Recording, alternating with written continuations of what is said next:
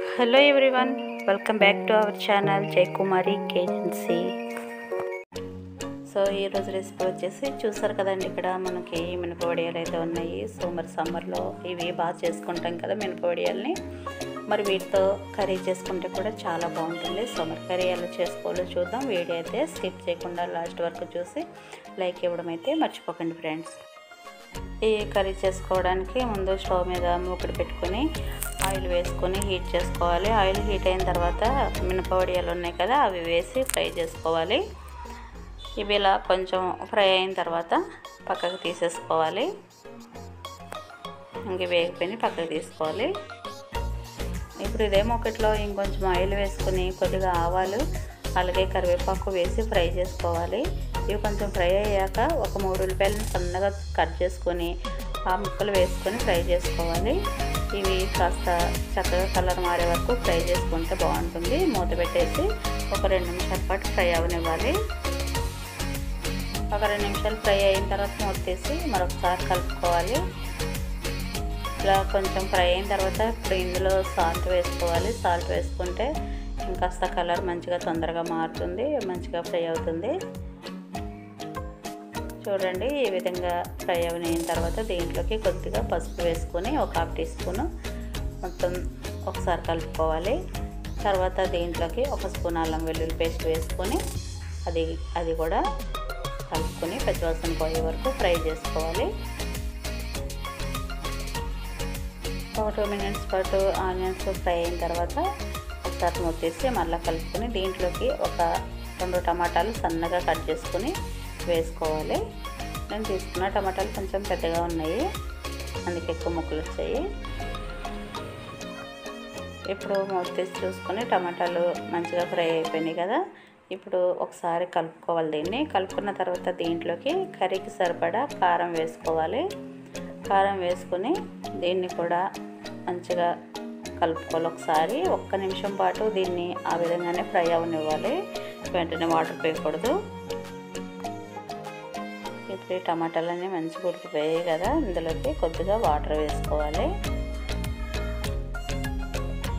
వేసుకొని ఈ విధంగా కలుపుకోవాలి. మనం కారం వేసిన వెంటనే వాటర్ పోసేయకూడదు. కారం కొద్దిసేపు అలా 1 నిమిషం పాటు ఆయిల్లో అలా మగ్గనిస్తే బాగుంటుంది. ఇప్పుడు దీంట్లోకి ఇంకొంచెం వాటర్ వేసుకొని, ఎందుకంటే మనం ఇప్పుడు ఇందులో మినపవడియాలు వేస్తాం కదా, అవి ఉడకాలి కాబట్టి కొంచెం వేసుకొని ఇప్పుడు ఇందులో ఫ్రై చేసి పెట్టుకున్న వడియాలు వేసేసుకోవాలి. ఇది చాలా బాగుంటుందండి కర్రీ. ఇదే ప్రాసెస్లో మనం గుమ్మడికాయ వడియాలతో కూడా కర్రీ చేసుకోవచ్చు, అలాగే పునుగులతో కూడా కర్రీ చేసుకోవచ్చు. అలాగే చాలా బాగుంటుంది. మూత పెట్టి 2 నిమిషాలు కుక్ అవనివ్వాలి. చూడండి, కర్రీ దగ్గరికి అయ్యింది కదా, మనకి ఆ ముక్కలు కూడా వడియాలు కూడా మంచిగానే కుక్ అవుతున్నాయి. ఇప్పుడు ఇందులోకి కొద్దిగా చింతపండు పులుసు వేసుకున్నాం. ఎక్కువేం అవసరం లేదు, కొంచెం వేసుకుంటే టేస్ట్ చాలా బాగుంటుంది. ఒకసారి కలుపుకొని చింతపండు పులుసు కూడా ఉడకాలి కాబట్టి ఇంకొక 2 మినిట్స్ మూత పెట్టేసి మంచిగా కుక్ అవనివ్వాలి. చూడండి, మనకి ఆల్మోస్ట్ రెడీ అయిపోతుంది కర్రీ. ఇది ఒకసారి ఇలా కలుపుకొని దీంట్లోకి కొద్దిగా గరం మసాలా వేసుకోవాలి. ఇది వేసుకుంటే ఇది ఫ్లేవర్ అనేది చాలా బాగుంటుంది. నాన్ వెజ్ కర్రీ లాగా అనిపిస్తుంది అనమాట. సో ఇది వేసుకున్న తర్వాత ఒకసారి ఇలా కలుపుకొని మళ్ళీ మూత పెట్టేసి 1 నిమిషం పాటు కుక్ అవనివ్వాలి.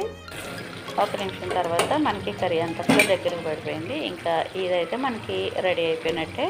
ఇప్పుడు ఇందులోకి కొంచెం కొత్తిమీర వేసుకోవాలి. అలాగే కసూరి మేతిని కూడా వేసుకొని ఒకసారి కలుపుకొని ఒక 1/2 నిమిషం పాటు ఉడకనిస్తే సరిపోతుంది. ఇది వేసిన తర్వాత ఎక్కువసేపు ఏమీ ఉంచనవసరం లేదు. ఇంకా ఒక 30 సెకండ్లు ఉంచితే సరిపోతుంది.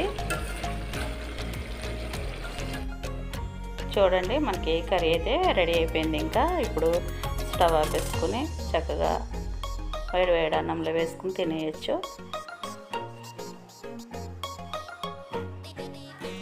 చూసారు కదండి, ఎంతో టేస్టీగా ఉండే మినపవడియాల కర్రీ మనకి రెడీ అయిపోయింది. ఇది same to same non veg curry లాగా వస్తుంది స్మెల్, మనం గరం మసాలా వేసినందుకు. టేస్ట్ కూడా చాలా బాగుందండి. ఇదే ప్రాసెస్లో మనం పెసర వడియాలతోనూ, గుమ్మడి వడియాలతోనూ, పునుగులతోనూ కూడా చేసుకోవచ్చు. చాలా బాగుంటుంది. సో మరి ఈ రెసిపీ కనుక నచ్చితే మీరు కూడా డెఫినెట్గా ట్రై చేయండి. మినప వడియాలు కూడా చాలా ఈజీగా మనం ప్రిపేర్ చేసుకోవచ్చు. నేను నెక్స్ట్ టైం వడియాలు చేసినప్పుడు ఆ వీడియో కూడా పోస్ట్ చేస్తాను. సో మరి ఈ వీడియో నచ్చినట్లయితే ప్లీజ్ లైక్ చేయండి, షేర్ చేయండి. కొత్త వాళ్ళు ఎవరైనా చూస్తుంటే ప్లీజ్ సబ్స్క్రైబ్ చేసుకోండి ఫ్రెండ్స్. అలాగే సపోర్ట్ చేస్తున్న ప్రతి ఒక్కరికి కూడా చాలా చాలా థ్యాంక్స్ అండి. సో మరి మరొక వీడియోతో మళ్ళీ కలుసుకుందామండి. థ్యాంక్ యూ అండి. Thank you for watching.